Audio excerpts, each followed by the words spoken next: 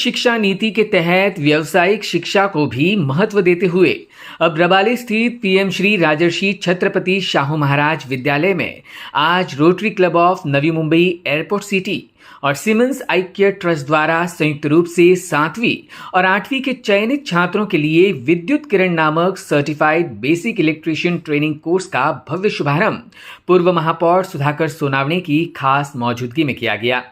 जहां उनके साथ मौजूद थे रोटरी क्लब के अध्यक्ष Rotarian doctor Chandrakant Sayeed, Siemens eye care trust के अशोक राणे, रोटरी क्लब के उपाध्यक्ष और परियोजना अध्यक्ष रोटेरियन सेबल रॉय,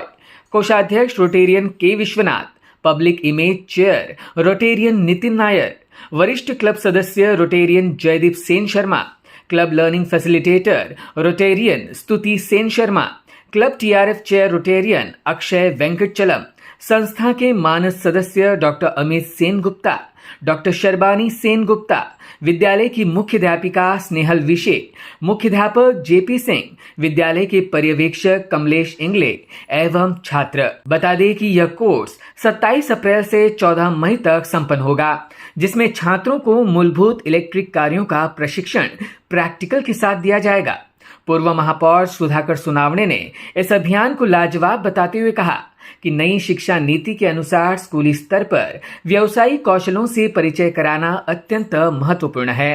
और विद्युत किरण जैसे उपक्रम छात्रों के उज्जवल भविष्य के लिए एक मजबूत नींव रखेंगे। कसं आहे की आमच्या बाजूला सिमेंस कंपनी जी आहे तिची जी युनियन आहे,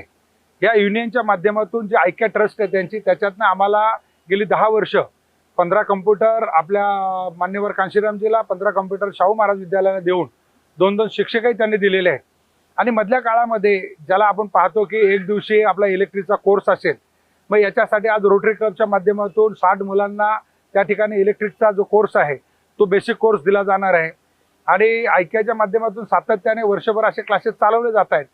आपण या ठिकाणी एका वेगळ्या कामासाठी आला होता, त्यामुळे आपल्याला हे बघायला भेटलं। आपण जर रोज आलात तरी रोज ह्या शाळेमध्ये वेगवेगळे उपक्रम आपल्याला पाहायला मिळतील। एकही मिनिट